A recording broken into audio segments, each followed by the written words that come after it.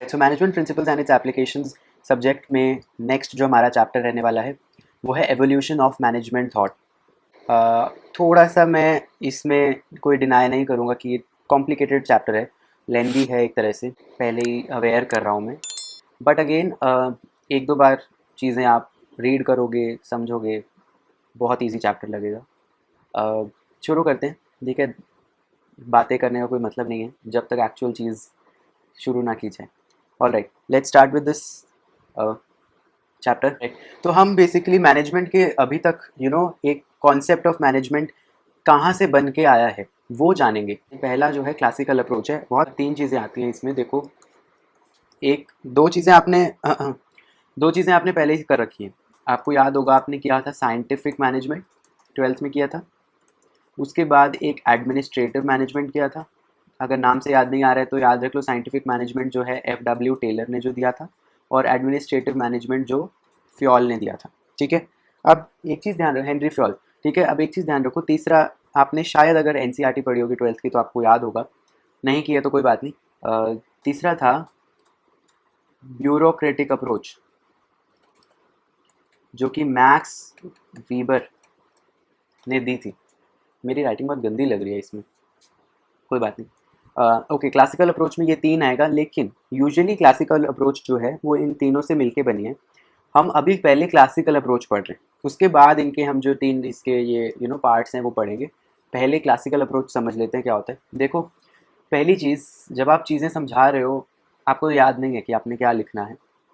आप बहुत बेसिक चीज़ लेके चलो। क्लासिकल अप्रोच अभी तक आपने जो पढ़ा है, आपको कुछ नया नहीं दिखेगा इसमें। मैं बताता हूँ कैसे। देखो, मैनेजमेंट क्या है वही बताना है, ठीक है। Management is the process containing inter related functions performed to achieve desired goals. पढ़ रखा है। Principles are derived from experience of managers. Principles जो हैं वो एक्सपीरियंस से ही आते हैं, ठीक है। Principles are basic truths which can be applied in different organisation to improve the managerial efficiency. ठीक है, इसमें भी क्या नया है। Manager can be developed through formal education and training, पता है। People are motivated by incentives and penalties. Therefore, manager use controls and rewards. Basically ये वही है, अगर आपको याद हो मोटिवेशन में जैसे पढ़ा था कि आप इंसेंटिव देते हो पॉजिटिव मोटिवेशन, पेनल्टी लगाते हो नेगेटिव मोटिवेशन। तो ये कंट्रोल और रिवॉर्ड, ये जो यूज़ है इसका मोटिवेशन के लिए करते हो, मोटिवेशन। ठीक है। Theoretical research into management helps to develop a body of knowledge which improves the art of management. ये मैंने पहले अगर आपने बहुत ध्यान से मेरा लेक्चर सुना, मैंने आपको एक लाइन बताई थी कि जो मैनेजमेंट का साइंस है वो आर्ट को इम्प्रूव करता है। क्योंकि साइंस का मतलब आर्ट, मैनेजमेंट की थियोरी, मैनेजमेंट की प्रिंसिपल्स, और आर्ट का मतलब मैनेजमेंट का प्रैक्टिस जो एक्चुअल में आप अप्लाई करते हो।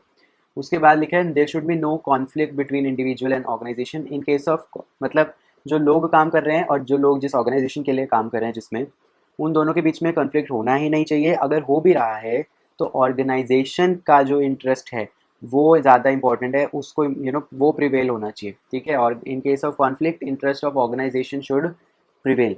क्योंकि अगेन मेन काम आपका काम है ऑर्गेनाइजेशन को टॉप तक लेके जाना। तो ये चीज़ आपको शायद समझ में आ गई होगी कि क्लासिकल अप्रोच में कुछ नया नहीं है। बेसिकली मैनेजमेंट क्या है, फिर प्रिंसिपल्स ऑफ मैनेजमेंट बताया, उसके बाद ये बताया कि ट्रेनिंग के थ्रू अगेन होता है मैनेजमेंट। एज साइंस और आर्ट वाला एक पॉइंट था, मोटिवेशन का एक पॉइंट दिया, और कन्फ्लिक्ट नहीं होना चाहिए। सब कुछ हमने पढ़ रखा है, तो क्लासिकल अप्रोच में यही सब आता है। इसके यूजेस देखो अब क्या है। अब हमने ये सब जो अभी पढ़ा क्लासिकल अप्रोच, इसका आप क्या क्या यूज़ करोगे। अगेन प्रिंसिपल्स के बारे में बात की थी, तो जब आप प्रिंसिपल्स निकालोगे आउट ऑफ पास्ट एक्सपीरियंसेस, तो वो प्रिंसिपल्स आपके काम ही आएंगे, क्योंकि वो एक जनरल स्टेटमेंट है एक तरह से, जिसको आप यूज़ कर सकते हो अलग अलग सिचुएशंस में रिजल्ट्स निकालने के लिए। ठीक है, for future application. Focus attention on what managers actually do. Managers असलियत में करते क्या हैं उस पर ध्यान देना।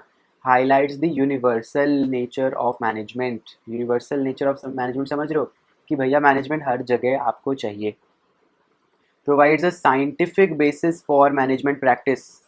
समझे, मैनेजमेंट प्रैक्टिस क्या था, आर्ट, और साइंटिफिक बेसिस क्या हो गया, साइंस। वही चीज़ जो ऊपर मैंने बताई, साइंस और आर्ट कॉम्प्लीमेंट्री होते हैं, है ना।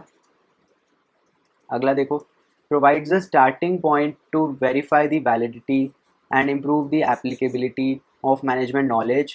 Such knowledge about management is effectively presented. Basically जब आप क्लासिकल अप्रोच पढ़ोगे तो आप किसके बारे में पता कर रहे हो कि मैनेजमेंट के प्रिंसिपल्स कितने अच्छे तरीके से अप्लाई हो रहे हैं, कितने वैलिड हैं, कितने हद तक एक्चुअल में वो काम आते हैं. Foundation on which science of management can be built. Again वही चीज़ कि मैनेजमेंट की जो साइंस है वो प्रिंसिपल्स से ही तो आई है, तो ये उसकी बात होगी. देन अगेन प्रिंसिपल्स से ही आप framework for education and training करते हो. कोई भी मैनेजर की अगर ट्रेनिंग करनी है, उसको एजुकेट करना है, तो आप क्या चीज़ का मदद लोगे? प्रिंसिपल्स ही पढ़ाओगे ना उसको. प्रिंसिपल्स ही समझाओगे कि हाँ ये प्रिंसिपल है, ये ऐसे लगता है, ये प्रिंसिपल है, ये खुद तू पढ़ ले या जो भी. तो एजुकेशन और ट्रेनिंग ऑफ मैनेजर प्रिंसिपल्स के बेसिस पर ही होती है. तो ये सारे जो थे क्या हो गए? यूजेस हो गए. बहुत कॉमन बेसिक कॉमन सेंस की बातें चल रही हैं अभी तक. आगे देखो लिमिटेशंस. अगेन प्रिंसिपल्स से ही जोड़ के रखो कि प्रिंसिपल्स वगैरह जो हैं उसका क्या नुकसान क्या होता है. देखो mechanistic framework undermines the role of human factor. यहाँ पे इमोशंस वगैरह की थोड़ी कमी दिखती है आपको. क्यों? क्योंकि सिर्फ प्रिंसिपल टेक्निक्स यही सब की बातें हो रही है. ह्यूमन एलिमेंट थोड़ा सा इग्नोर हो गया, तो इसको आप बोलते हो मैकेनिस्टिक फ्रेमवर्क है थोड़ा, है ना. ह्यूमन एलिमेंट थोड़ा इग्नोर्ड है.